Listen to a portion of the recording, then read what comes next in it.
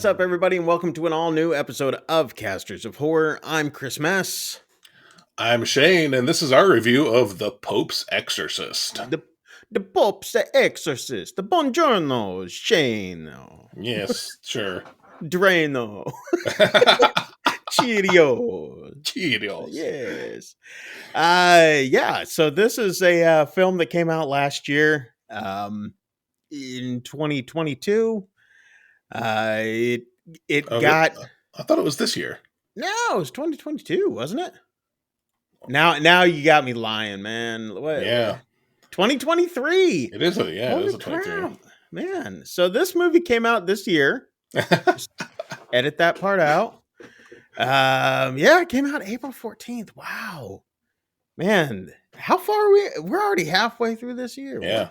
I go back to the fact that we get stuff on streaming services so quickly now that it really throws off the time.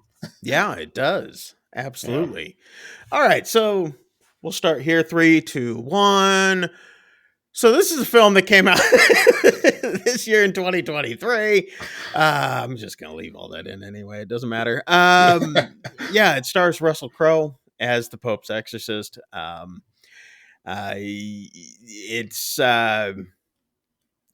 It's basically him going in and exorcising the demons. This is based on an actual priest and his books, right? Yes. These are based off of true stories that this exorcist, who worked for the Catholic Church, he worked directly for the Pope. He has memoirs and books that he's put out, which why they say in the film, he's like, "Have you read the books?" He's like, "Yeah, they're very good. They're very good. The books are good. The books are good. The books are good." But yeah, he's really trying to pope out his books or pimp out his books in the film. But so they are based off of true stories having to deal with what's going on. However, this got into some hot water with the Catholic Church. Yeah, big time. You talked about this in one of our previous news segments, I think. I did. I can kind of see why. Oh yes, I can definitely see why. Yeah, I get it now. And it wasn't for what I thought it was going to be either. No. And to be clear, I don't care, but I do at least get it. Yeah. Now. Yeah, I get it. Anyway, stars Russell Crowe and everybody else who's in it. They're all actors. Yep.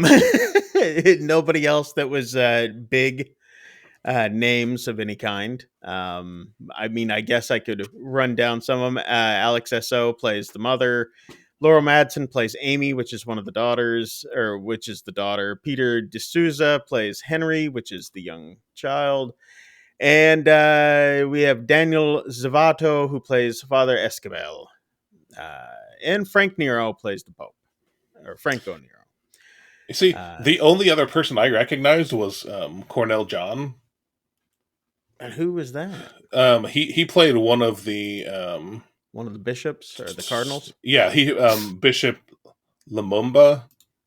Bishop Lumumba. I reckon because I've seen him in other things. Oh, nice. But he was the only other person I recognized. Yeah, I'm checking out like the whole IMDb thing right now. Yeah, everybody else I really didn't recognize at all. So I was like, yeah. So there we go. There's Adela. She was hot. Anyway, let's get into this film. You're a religious man.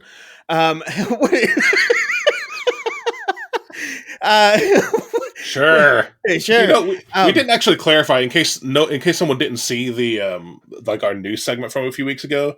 The thing that the Catholic Church was upset about is you said something like they were afraid that this film would make them look bad, or that it would make them look bad. It would trivialize it would make it look like that all they do is magic with trinkets and and their incantations and Yeah. whatnot. And yeah, I get it. Yeah. That not being the biggest part of what they would be upset about. But Yeah. yeah. What were your thoughts on this film? Basing off of other films having to do with the supernatural, but also religious backgrounds and stuff like that. I would say this is a demonic possession. This is a possession horror film. If you've seen one, you've seen them all. Honestly, none of them have ever done anything different. This is no exception. It's one of those where you've even got some of your typical horror tropes, like with there's this family just happens to be a Sansa father.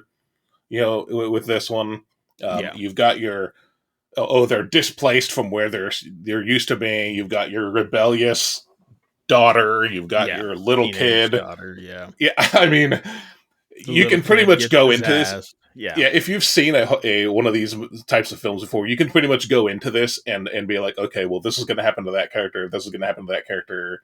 That's going to happen, and you're going to be Yeah. right. So, yeah. But aside from all that, I actually really enjoyed it. I thought it was pretty good.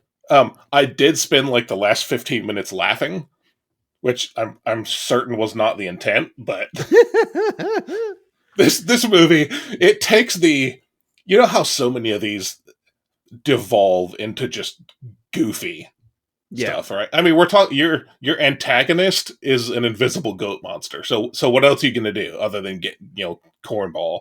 Yeah. But this, I was not prepared for just how bonkers this one actually How off takes the all wall they that. went. Yeah. So yeah, I spent the last 15 minutes of this film laughing, and I'm like, I mean, this is a very serious film, and I'm like dying over here. I'm like, Yeah. but Yeah. despite all that, I actually really liked it. So I don't know. I loved this film. I Yeah. thought it was great. I thought it was one of Russell Crowe's best performances. Oh, fantastic. Yeah. He did an incredible job in this. Yeah. Like to the fact of like you believed that he was the Pope's exorcist. You Hmm. believed he was this priest.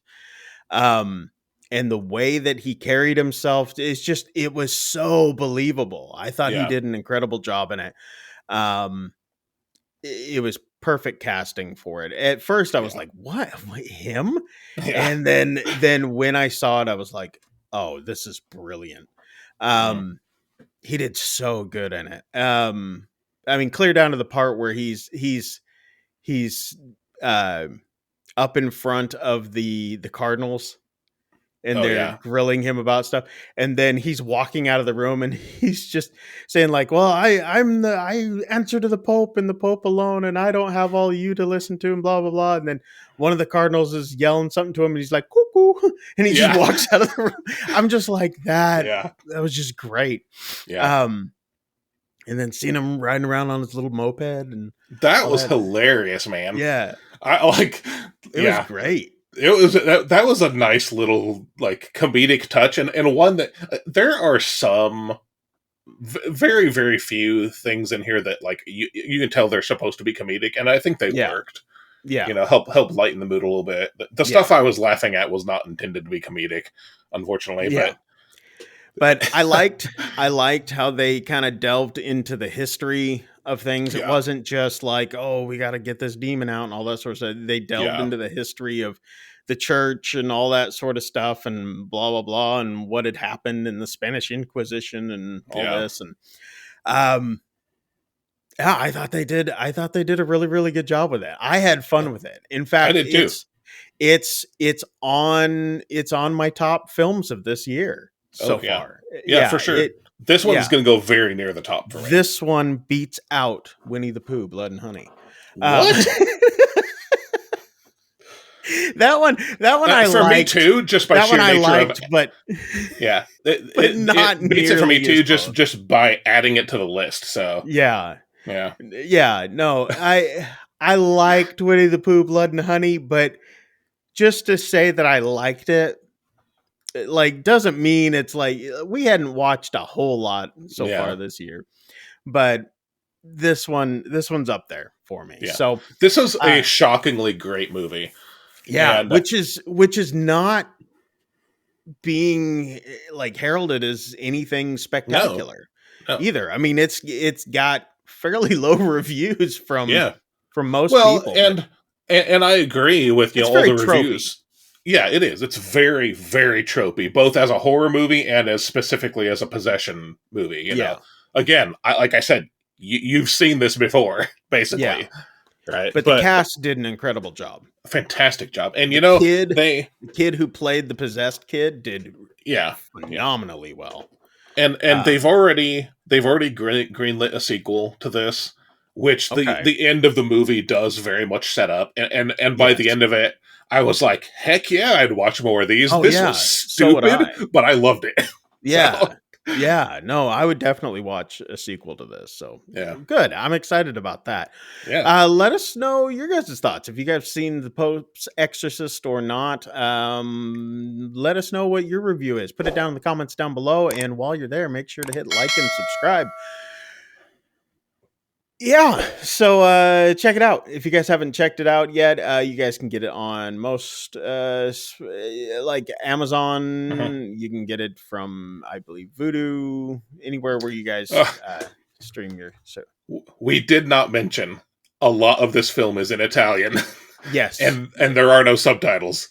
yeah. So So just not a lot, but enough of this film, is in Italian that it's like, okay, you are gonna have to try to piece together what's being said yeah. sometimes, So but there you go. yeah, But anyway, check it out on one of those streaming services and let us know what you guys think if you guys haven't checked it out. But that's it for this week. I hope you guys enjoyed it. If you did, make sure to hit like and subscribe. Till next week, people, I'm Chris Mess. I'm Shane. Get the hell out of I'll here. see you. We'll see you guys.